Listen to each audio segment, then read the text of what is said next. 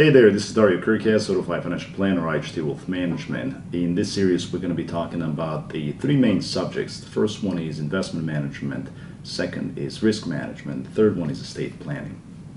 Three very important is one, finances, personal finances, and how to keep, save assets, and transfer the wealth to the family members. In this video, we'll be talking about a very important subject, and that is why it's very important to have a will in one's financial plan and how to most effectively transfer assets from yourself to family members.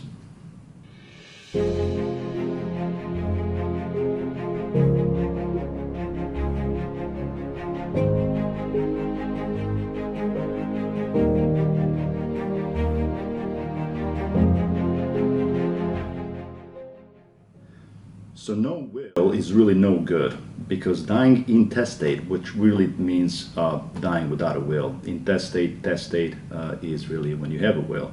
And intestate dying is really as bad as it sounds, because the family members, they need to turn to the state statutes to determine who the heirs are and what their proper share is in your estate. Estate really is all your assets minus all your liabilities at the time of death, and really the will needs to specify, I would say, four main things, and let's just name them and they will go one by one.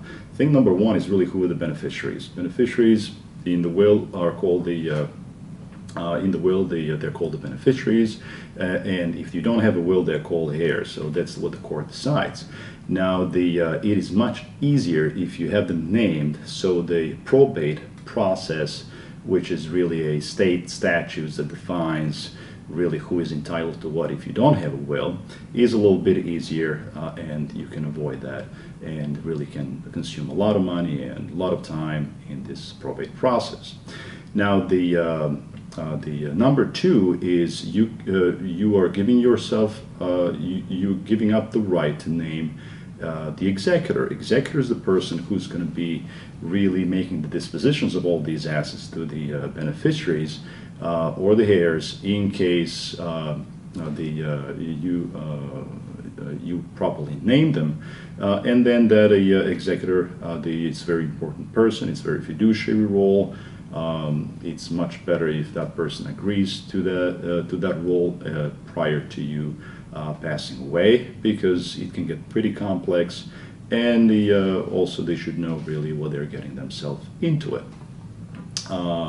If you don't have a will, the court will name the executor, and that might not be the person that either you or the family members will get along with.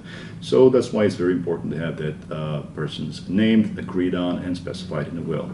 Number three, if you have dependents, particularly minor children, there is no other way for you to name the guardian for the minor children unless you have a written will. So you better have a written will, specify who's the guardian, minor children, because if you don't specify that person, guess what? The court will. And that, again, might not be the person that either you or any of the family members would like, and that person will be managing assets for the benefit of the minor children. Number four, if you don't name your gifts to the friends in a will, they'll definitely not get anything through the probate or through the court process. Because most of the heirs, next of kin, or the closest family members, spouses, children, and then parents or the grandchildren, grandparents, aunts, aunties, nieces, nephews will receive some assets. Everybody else will probably not receive anything. If you don't have none of these people or the charities named, then usually the assets will turn to the state.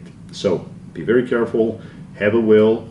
Contact your estate planning attorney. This is very important. We usually work in congruence with them and working together to make the best financial plan for the family.